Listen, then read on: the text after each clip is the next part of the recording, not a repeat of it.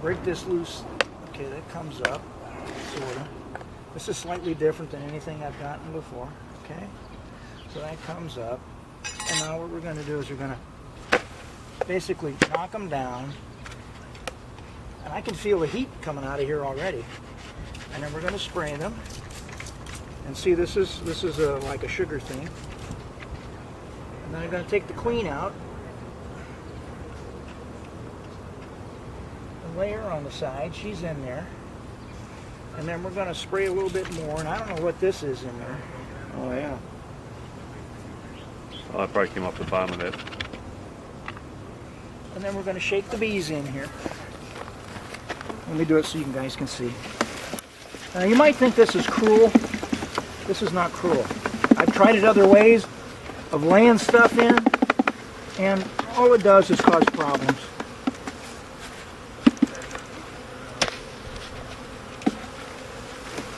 And if I get stung, it's because I put my finger on one of them that just happened to decide to fly and be underneath my finger. Now this is coming out pretty good. Now the ones that are flying around, they'll find, they're on the ground, if they can fly, they will find their way back. It doesn't take long. You don't have to get all of them out, but it helps. Now they're actually happy. They're not doing too bad. Now we'll just put this here. They'll hang out right there. Getting into their home quite nicely. Yeah. And I got stung right there on the side. Now, I'll put these in.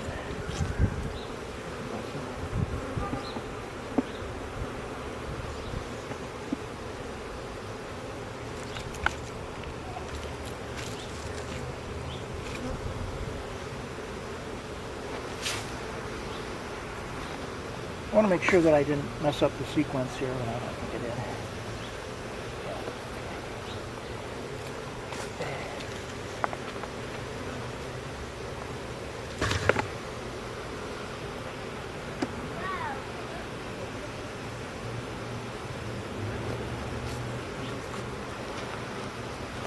And then the next thing we do is put the queen in. Now the queen is over here.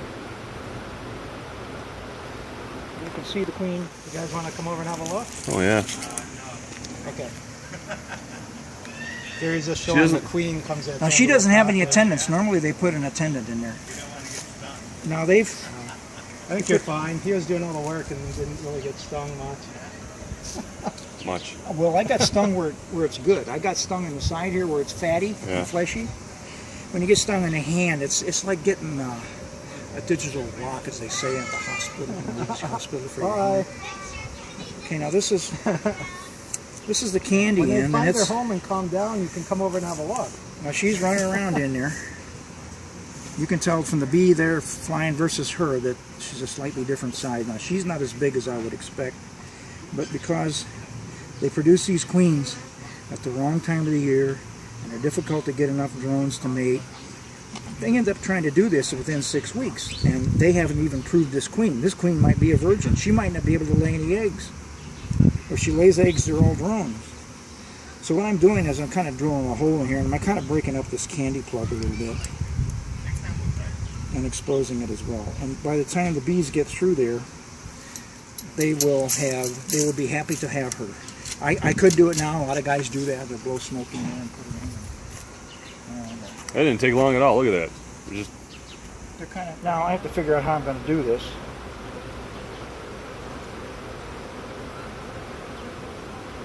I've got this metal, so it's always different every time I do it.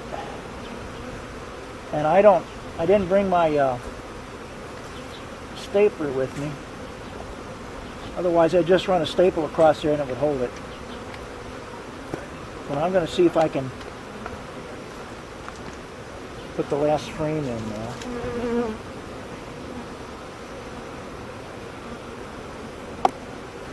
There we go.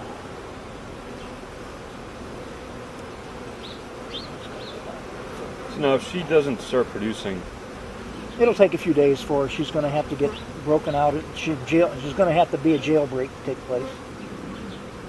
I mean, if for some reason she's a dud, can you just put another queen in Yeah, there? but then I'd have to know about it, and, Yeah. and not likely that I will. Gotcha.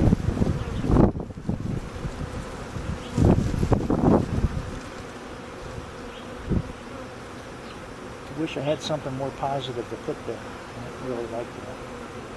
You're just inserting her into the Center of the hive, which is ideal. But I might decide, because, oops, see, I broke it off right there. So I'm going to see if I can't just mash this in the comb, in the center. And the mashing of the comb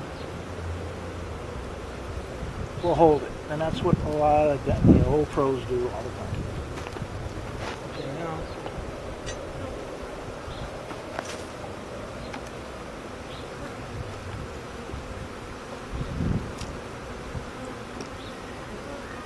The other key to this is to keep things really tight. Because if there's any space, they like to fill it up with junk, and they start making a mess of stuff. Now the other thing is to do, I can just take these and break them over and get them off the edge of the box. Come on, bees. Oh, dice.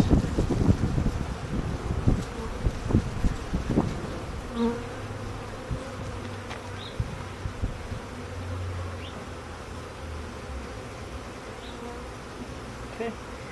Now we've got this. Now this is kind of like a jelly. See, they even put gel in here. That's interesting. I've never seen that before.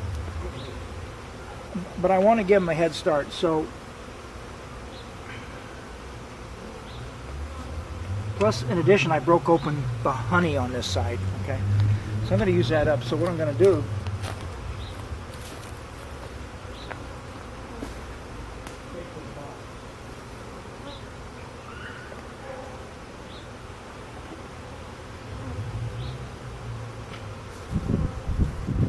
Aren't these the nasty bees?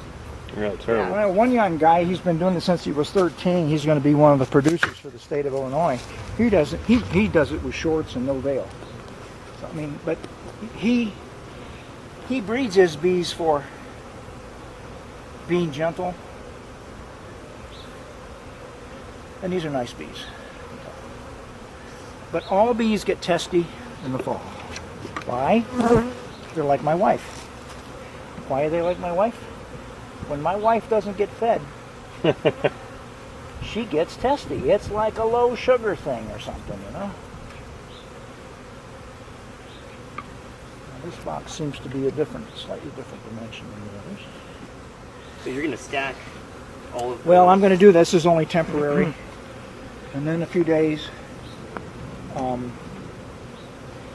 then this will come off. They'll be gone. They'll consume it. So they're not going to cause a problem in this hive by doing this in a short period of time. They have to be established.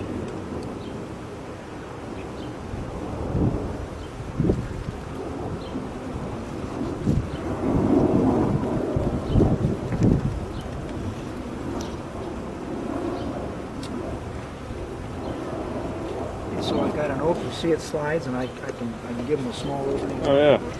And that's a top. That's from the top. And the bottom's open as well, correct? Well, I have a reducer there that you can rotate the piece of wood, and you can make different sizes. And I have it down to the smallest size, and so that's so that they protect the situation, and we want them to just not be disturbed for a few days. So they think this is a good place to be.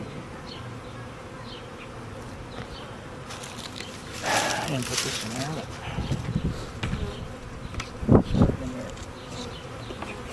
For the meantime.